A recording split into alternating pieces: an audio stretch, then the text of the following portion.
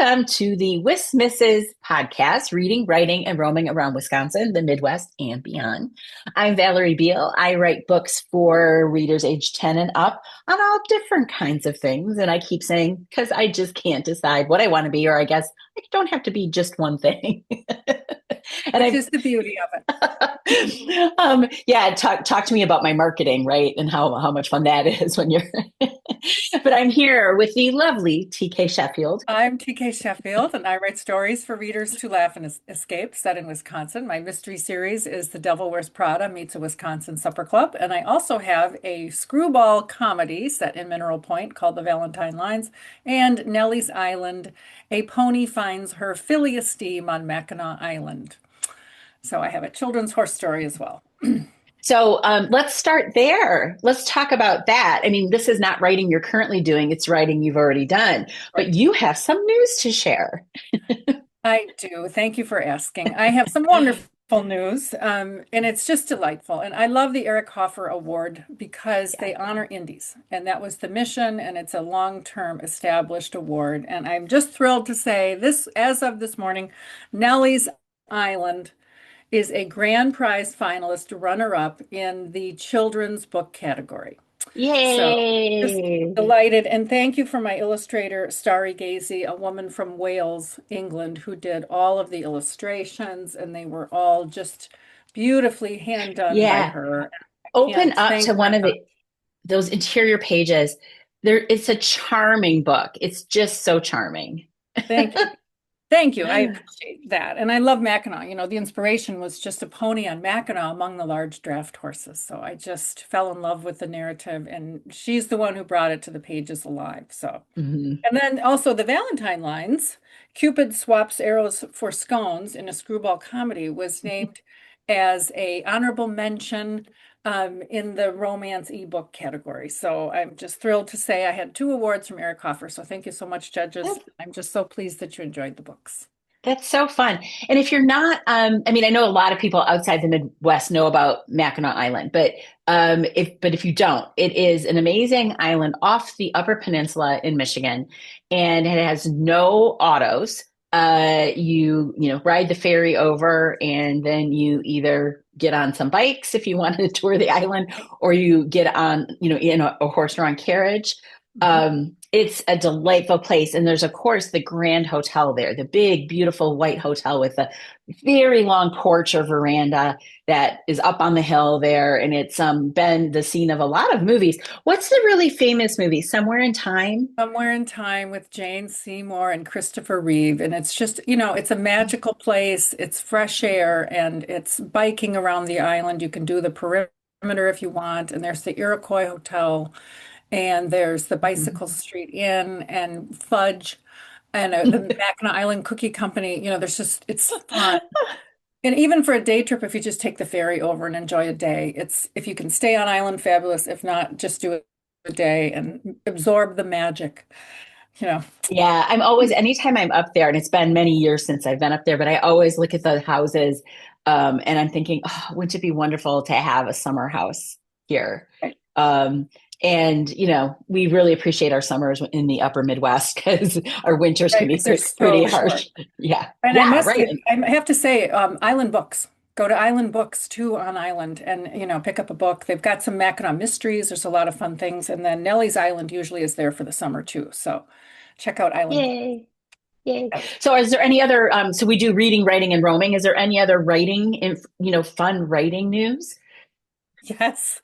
I was at the McWanago Book Fest Sunday and fabulous. First event, fabulous. Food trucks, therapy dogs, author tent, presentations, bookstore, Reads by the River was there. And it was just a blast. It was so much fun.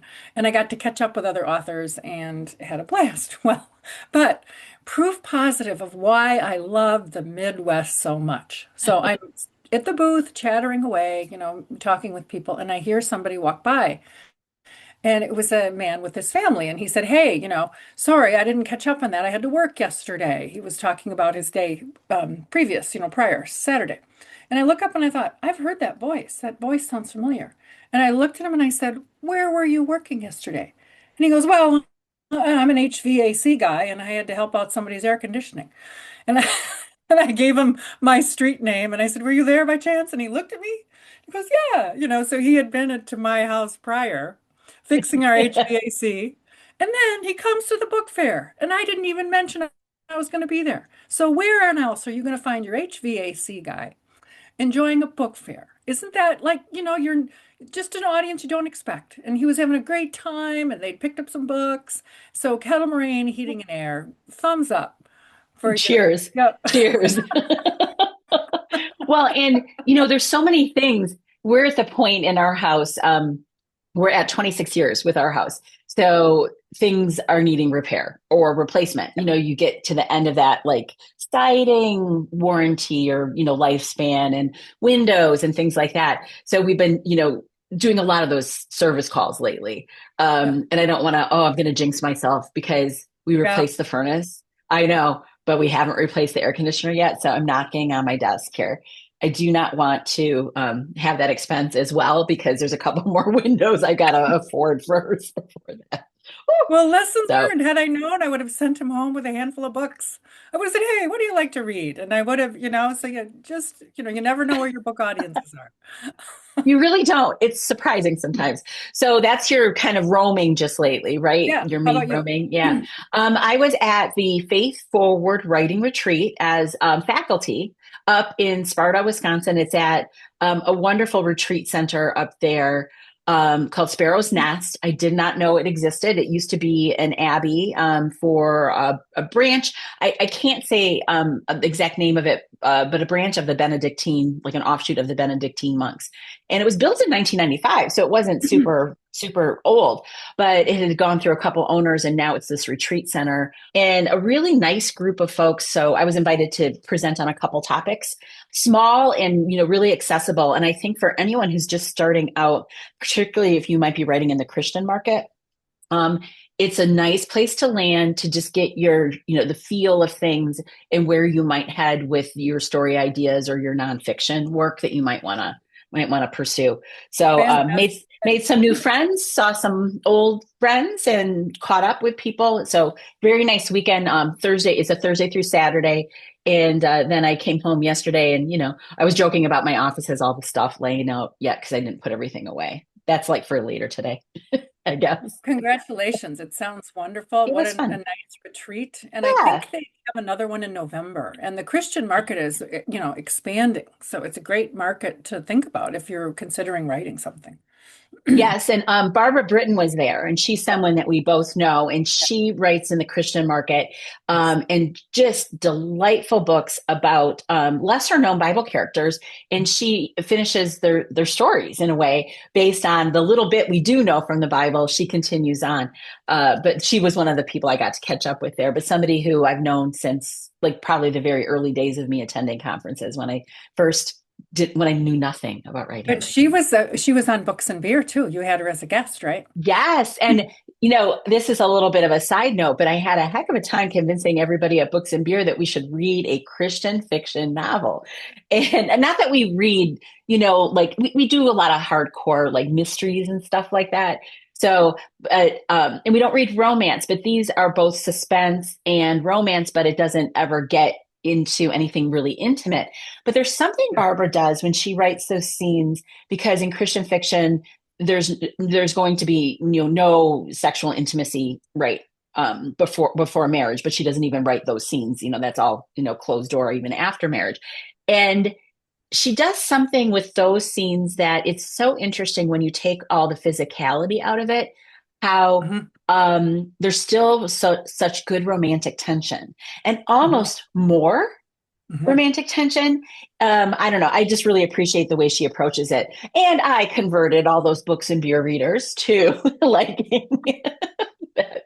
I thought you were going to say you So converted them to Christianity. I know I say that, and then everybody waits, and then I finish the sentence. So, actually, I never, we don't talk about religion really in that book club, but yeah. So but they probably, I mean, I don't know. I never asked, like, what religion are you? I don't.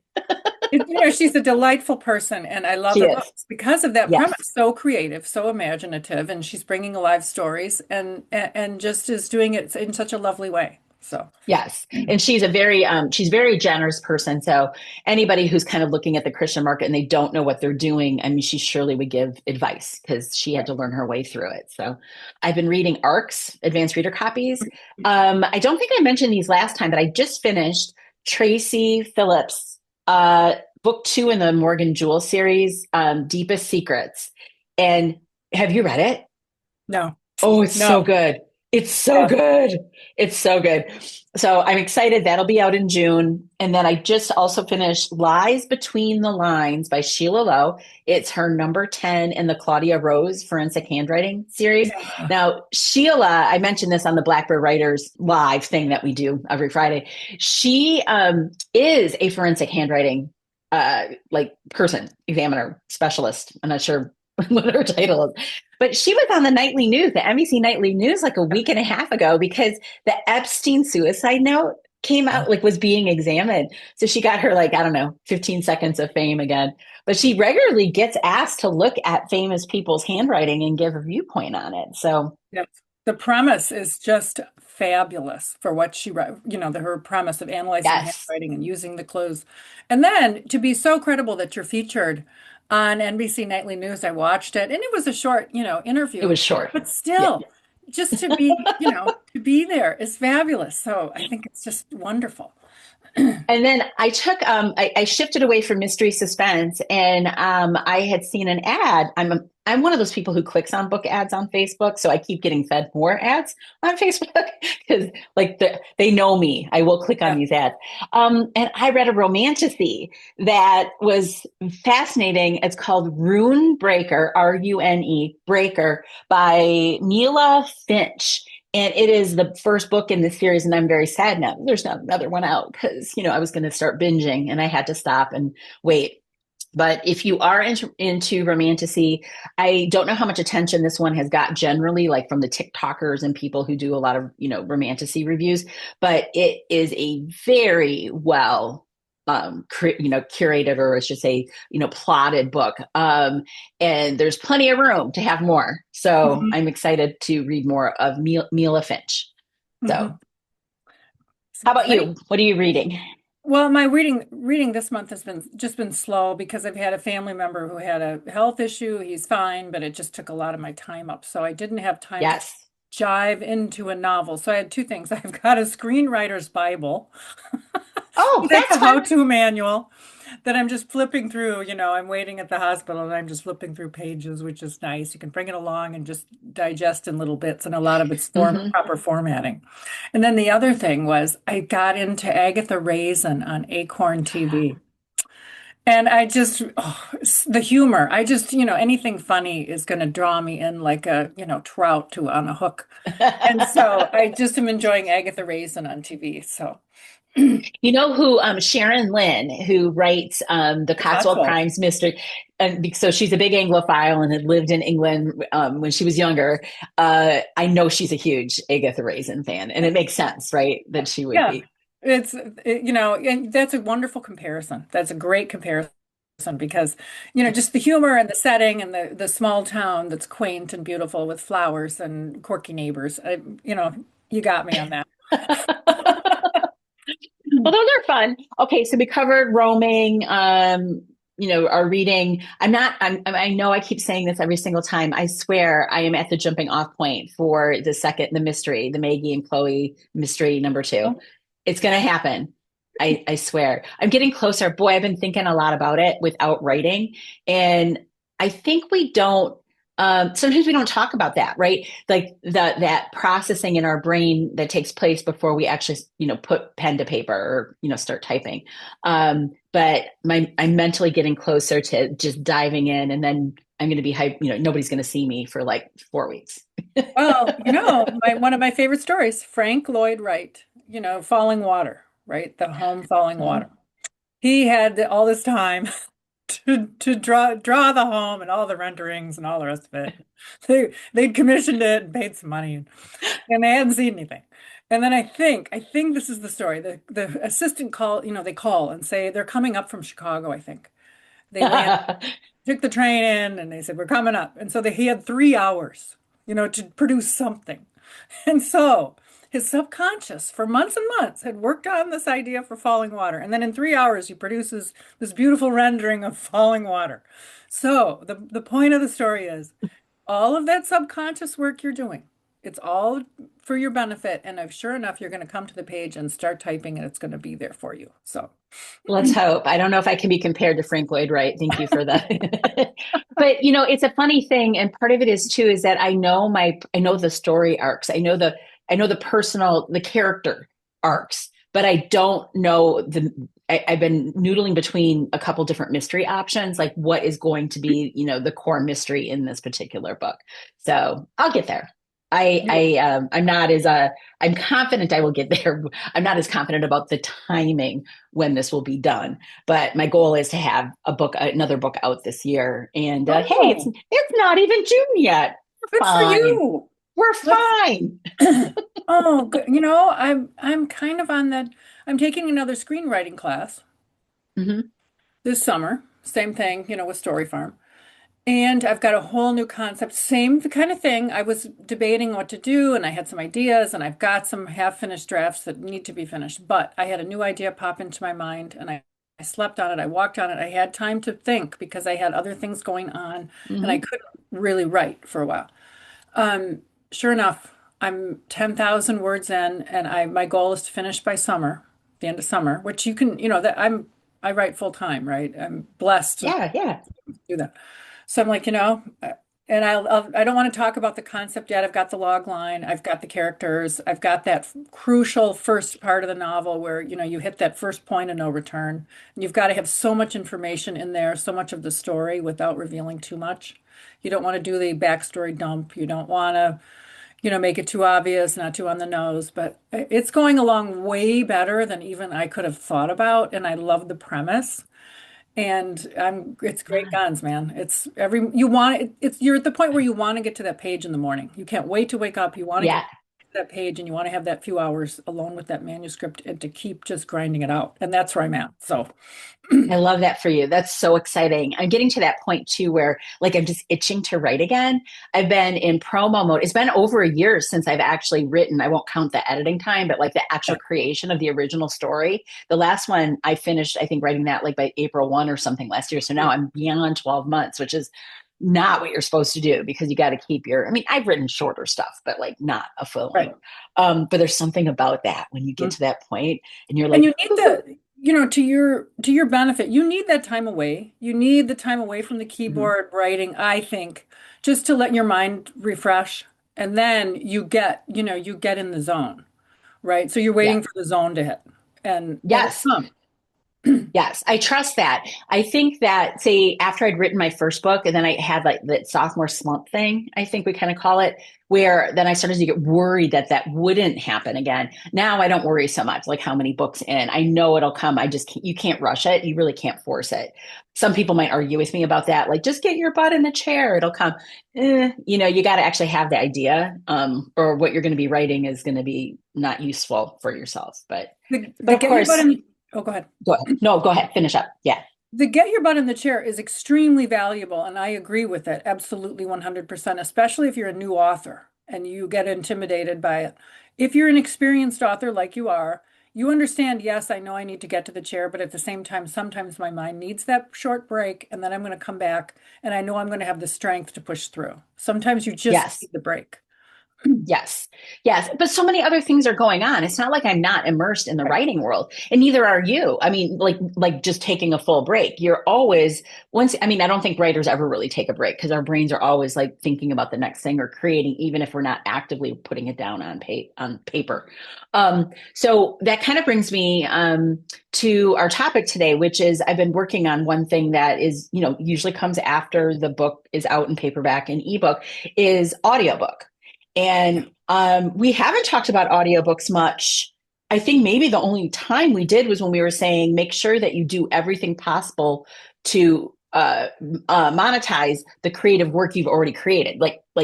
If you have a book, make it an audiobook. If you have this, do this, because you've already spent all that time. So this book is right now, I'll talk about these tabs in a minute. But this book is finished production. It is loaded into ACX. and it is awaiting their approval. And oh gosh, it's been in there 2 weeks already, and I'm starting to get Oh, frustrated. But I have heard people say it can take up to 6, 9, 10, 15 weeks to get oh, ACX to approve. So I'm going to have to probably circle back to customer service. I'll give it another week and see if it runs through the approval process. I've done audiobooks for this whole series. This is book 4, but not the mystery and not the middle grade yet. What have you done in audio so far?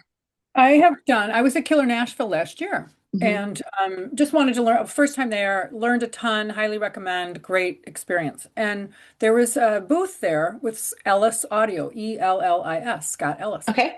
And he gave a presentation. And, it was kind of like the herd was going that way to the other presentations. And then there were a few of us going this way to the audio side. And I was like, wait a minute, you guys, the industry's going that way. Because it really is. If you're not on the audiobook, at least learning curve, get there because, go into ACX, claim your titles. If there's nothing else you can do, start an account and claim your titles, right? Yes, yes. And in fact, the two that aren't in audio, like in production yet, I had forgotten to do that for a while. And I thought, oh no, because they're occasionally a bad actor, not the author, not you, will go in and claim your audiobook. And then you have to unravel it. And it takes forever to prove that you are the owner of that, the copyright of that title. So go in and claim them. It just takes a minute or two just to Right. go in and claim them. So I mark whatever time we're in on this recording, mark this, moment. If you learn nothing exactly. else, go in and claim your titles. You know, I'll put a link in actually on how okay, to do that because if you're not familiar with audiobook production at all, I think the ACX dashboard's a little unfriendly. It's not the easiest to navigate, but I'll pop that instruction in at least so that you can protect yourself and make sure right, your audiobooks. That is the main place to claim your audiobook, even if you never actually use their right. services to create the audiobook, you have protected yourself in the system. So, Exactly. yeah. Exactly. So I had So, a wonderful experience with the Valentine lines. He did the mhm. audio recording. I chose to use a live person. He did it. And he did added a few elements like a coffee shop background scene and one character, Apollo. He added a little echo to his voice to show that this was who was speaking. And, he found a couple of typos, which is what happens, no matter what, you're going to have them. And I'm grateful for it, right? Because I can go in and fix them. But I had a wonderful experience. It's on ACX. You can get the audiobook to the Valentine lines, and I hope you enjoy it. And so I'm in the process with the backyard model mysteries. I thought I was going to be able to read them. Hopefully I can. But we'll see. And there's other options that I can use, but I just have not circled back to decide yet. And I'm putting it off on purpose because I don't know what I want to do yet. But I have claimed Well, my titles. yes, and there's so many choices now. So I can kind of work backwards to how I've done this. Now, this particular narrator was someone who was referred to me by the narrator who did book 3. My narrator who did book 3 was contracted to do book 4, but she got really busy. She's getting her master's degree. She's doing different things. But she referred me to a wonderful author or narrator, producer, Emma Love, who did just knocked it out of the park. I love how she handled the teen voices and things. But we talk about typos. I always know I'm going to find more typos when an audiobook's being produced. And it's because I'm paging through this and listening. I'm not being super picky. Like if there's a slight sentence that's rephrased, just as long as the meaning doesn't get changed. But these are 1, 2, should we count? 3, 4, 5, 6 typos that need to be fixed. And they're minor, but for some reason, like, slightly missing connective words, like an in or an and should have been an and or whatever. Nothing major, nothing that confused people, but still, I'm a little bit annoyed that I have this many typos. Um, that was I paid her pay per finished hour. So you're going to see PFH as an abbreviation often, and that's pay per finished hour. And I don't mind sharing and don't feel like you have to share, but I paid her $225 per finished hour. And that then was slightly under 8 hours. So, we're not Yeah. talking about a small investment here. Right. Um, So that's a fair can, price. I think oh, that's an extremely fair price. Yeah. I How many think so. pages? The Words? pages here. I don't. It's in the 70s. I want to say Oh, 73 or thousand or so. yeah, that's very Um, fair. Yeah. So, and that's typical. There is a calculator so you can kind of figure out by throwing your word count in to see kind of where you're going to end up to figure out if you can afford to pay a narrator slash producer. And I say that because they also engineer the files and load the files in for you. So they're the producer too. We know people who have done their own narration and have gone to a sound studio, and then they have a producer who's engineering those audio files. Then you've got to pay that person, you've got to pay for the studio time. And if you really want to do it yourself, you can. People can do it at home. You need really good equipment, and they are very picky about pops, like mic pops and any ambient noise. You've got to actually have a studio that's probably got like sound sound reduction, baffling or whatever to do it properly. I've never attempted it. Tracey Phillips, who's the person who founded Blackbird Writers, she did. She's got a background in music and such, and so she knows how to handle audio recording and audio editing. But it is a lot of work. I don't want to ever pretend like that's an easy way to create your audiobook. Right. But There's a software called Hindenburg that can be used. But again, to your point, a soundproof room, a closet or something, ambient noise, and then, any sort of mic pop or tap or it's a lot to do it. So that's why I'm that kind of thing. I would love to attempt, but I know my limitations. So I feel like there's a software called Hindenburg. I feel like that's a bad name for a software because the Hindenburg did not have a good ending. But Right. I But don't know. I found it, because I poked around, I have it and I've poked around and it seems to be quite user friendly. So I'll just say that for it. But I agree, Well, much as I know. and that's good to know because a lot of us, looking at this, it feels like a very big hill to climb to ever attempt to do our own. There's other softwares out there now. 11 Labs, Yes. you can clone your own voice in 11 Labs Right. and then like use that in an AI like Right. way And approach. so, just to that point, when you're looking at the cost, between $2,000 and $5,000, yes, you could try a Kickstarter. If you have, a large enough email audience or a social media audience and they're engaged and they love your books, Kickstarter is an option. Now, I have never done one, but I know people who have and it's been successful or not. But remember, you can have 11 Labs, go check it out for yourself. We're not advocating either way. I Yeah. mean, I chose to use a live person, but I understand budget concerns. So, for the cost of 3 to 400 versus 3,000, you can get your audiobook done. I have, Amazon keeps prompting me to click on for Backyard Model Mysteries. It says, your book is eligible for audio. Click here. And you can pick the voice and they make it, So I Yes. have not done that, but that's an option too. Yes. I don't know how much, what the royalty split is. I have no idea. But these Well, are options available to authors who want to do this. and I have if you are an independent author and you have things on your KDP dashboard, on my KDP dashboard, I have a thing saying this is eligible for virtual voice. Um, Yep. and of course, some of my books already have audiobooks, and then it says this book is not eligible for virtual voice.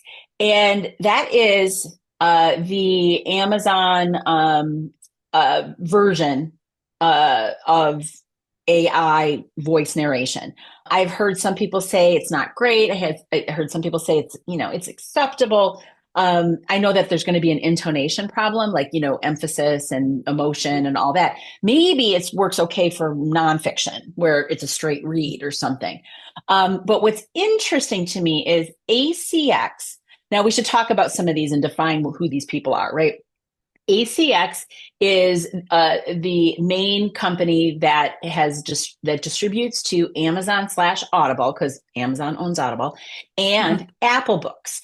That ACX has a couple choices. If you use them to upload, you can be exclusive to them and you get a higher royalty rate, or you can be non-exclusive and you get a lower royalty rate. But ACX will say, we will not accept an AI narrated book. So if you produce your book at 11 Labs, you cannot load it through the ACX portal.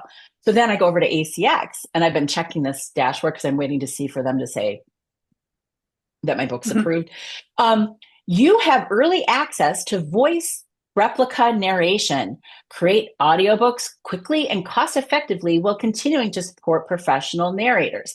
So what's happened is voice replicas, narrators hoping to probably insulate themselves from the idea that they're going to be out of a job with computer voices, have allowed their voices to be licensed for AI narration purposes.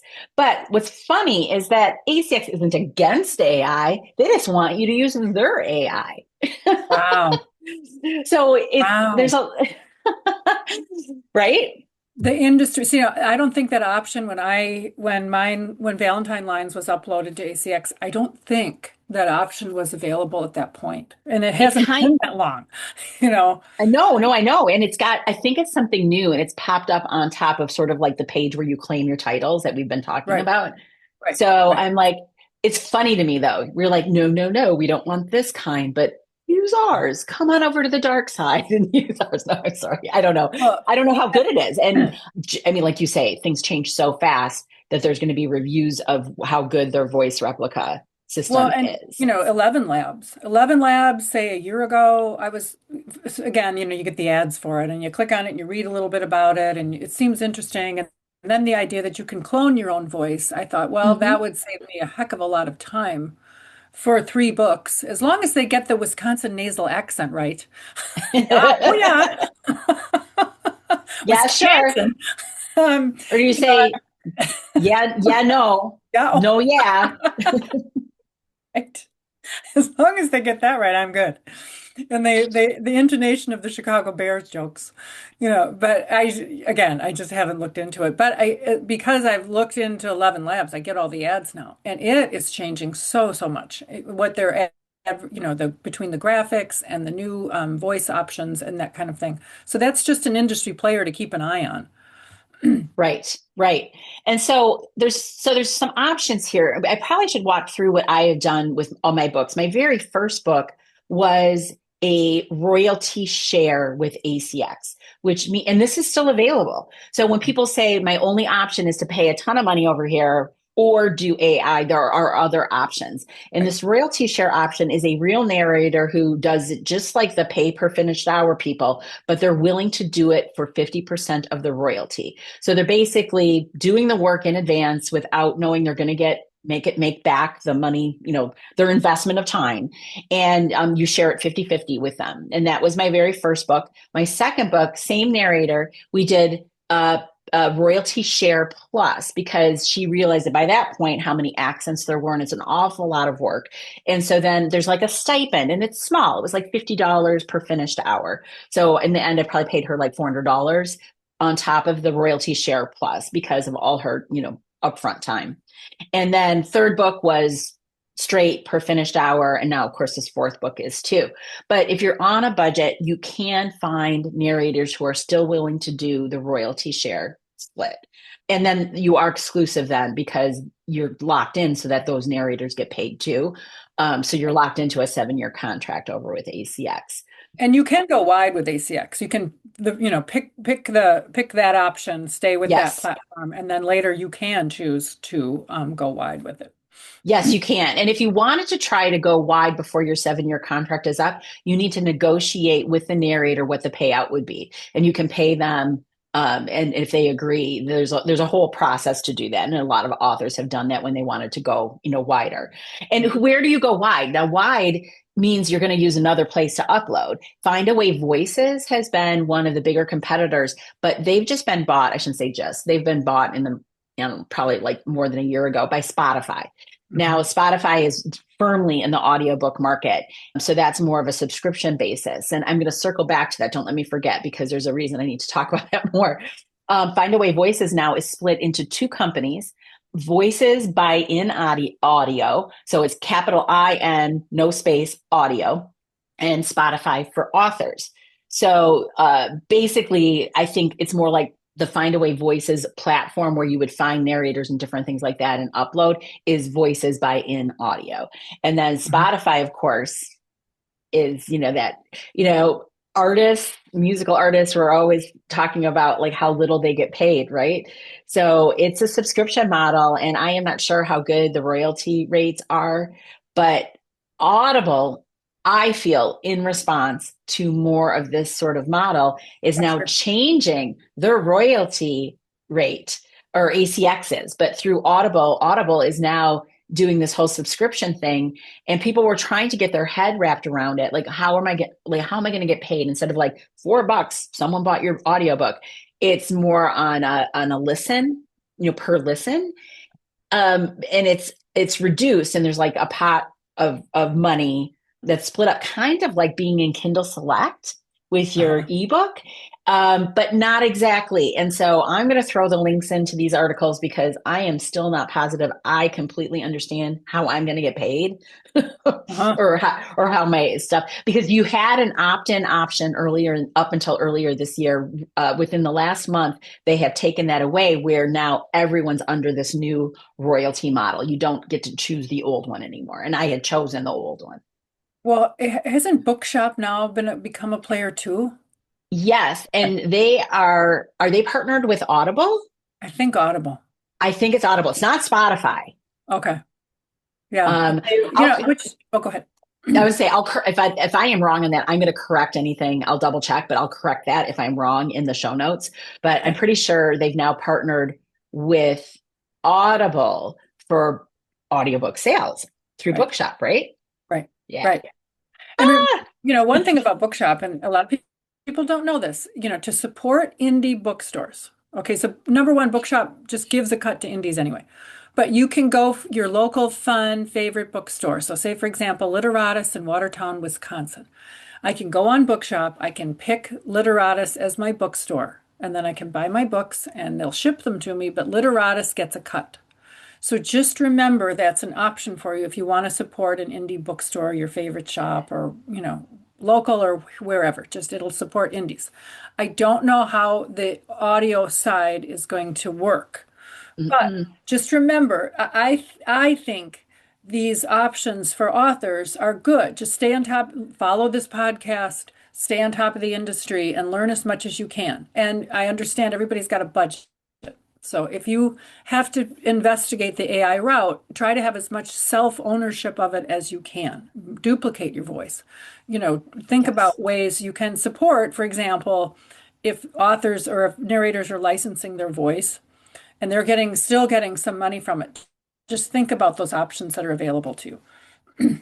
Yeah, those are very ethical options, right? Where if you're either opting in to use your own voice with this technology, or an author, I'm sorry, not an author, a narrator has opted in to diversify what they're offering out there for income streams for themselves. So it's interesting because a few years ago, everyone's like, oh no, AI audiobooks, they're horrible. It's like robotic, whatever. Look how far things have come in just really not that many months. It's only going to get more sophisticated. It's only going to get more sophisticated. And I'm just going to tell you, just from personal anecdote. Okay, so I was at an author fair, book fair this weekend. And so many people, I had a wonderful time selling physical books, but I had a number of people coming up saying, is this an audio? Can I find this in audio? I love to listen to audiobooks while I'm driving to work, cleaning the house, whatever. And, yes, this is an audio. So as authors, I feel like the margins in this business are quite slim, sometimes negative. So just consider what your readers want. And they're asking if there's a way to get an audiobook produced, consider it, or at least investigate how to do it, because that is where the trend lines are moving. The audiobook market has boomed overall. It's showing continued growth, and, it's looking as though it's just going to keep going. So just consider that for your titles. my audiobook listening is mostly nonfiction. And I always joke it's because I can't listen to fiction when I'm driving because I miss my exits. Like I get, so that probably always makes me think maybe I'm not the greatest driver if I'm listening to something really like suspenseful, like I probably should listen to nonfiction. It's more informational. But I like audio for those reasons, those same reasons. But I also read ebooks and I also read, the physical copies of Mhm. books. So I think that it really just depends on what you're doing. If you love story, you want to be able to access it when you're doing other things too. It's silly in a way to completely write it off because you're afraid of the cost, because there are very easy ways to get your book into audio that are also ethical but low cost. There are options out there. So Right. And why this matters to authors. Audiobooks now often represent 20 to 50% of an author's total revenue for many titles. So I'm yes. just pulling some statistics here. So just, think about it. Investigate it. The more claim your title, Mm-hmm. and investigate how you can make it work for you in a reasonable time and budget. Yes, yes. And I have one last thing to add that is not necessarily related to this audiobook discussion, but you made me think about it when you talked about bookshop.org. You can, if you happen to be someone who uses a universal book link, this would be through books, the number two, read. This is Mhm. associated with draft to digital, which is draft number two, digital. So books to read, you can use a link for your books that is specific to the bookstore you wish to support inside your universal book link. So if you have your favorite local indie bookstore, make sure to change those links out. And Mhm. that's been on my to-do list for a little while. Maybe I'll actually just jump in and do that after we're done today, because if I feel like at this point in my life, if I don't do things when I'm thinking of them, I forget they've got to be on a list. But then they sometimes stay on a list for a really long time. Yes. Yeah, I So hear you. We recently we talked about burnout on a different show, and yes, I needed a break. I was overextended and I was doing too much, and I had to say, what's your core focus and what's making you happy? And that is writing a new book. That's talking about books and writing a new one. And I just had to make some changes. I had to, because I was going to a point, it wasn't fun anymore. It just wasn't yes. fun. And so I had to make some changes. Yes, and that we should actually, you know what? We don't have a topic for next time Right? yet. Maybe we do now, Okay. because maybe we unpack that a little further, because I've just done that too, where I felt overextended, in part with the pressure to write the next book. Right. Uh, and really looking at, a life balance and what projects bring me joy and what projects that maybe aren't as important, and maybe I do them less frequently or something like that. Yeah. But I think that's important, because there's so much we can do, but Yeah. do we need to be doing all of it? Come join us in June, Um, and perhaps that will be our, Well, I our think it's June perfect. discussion. I think it's a perfect way to kick off summer. How to Yes, stand back a little bit, accept the quiet moments in your writing life, because if you really if you can just quiet the noise and set a boundary over a few things, you never know what can be on the other side of that. And sure enough, for me, it happened that a light bulb went on and this concept hit me, and now I'm in the zone. And I don't think I could have gotten there without the quiet time that I needed.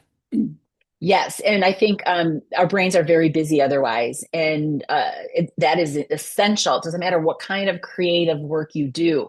If you don't let your brain have that time to do its thing, Right, its thing, right. it's bad. It's bad. And we know it when it's happening. We know it, but sometimes we can't get off the wheel, the hamster Right, wheel. exactly. It's like, Well put. stick your foot out, put the brake on. Sorry. I'm Perfect. sorry. That could hurt. That could hurt. Be careful. So on that note, we'll see you all back in June. And that we're going to talk about that. I think that's what we should talk about a little bit. I So, think it's great. all right. Great to see everybody. See you in June.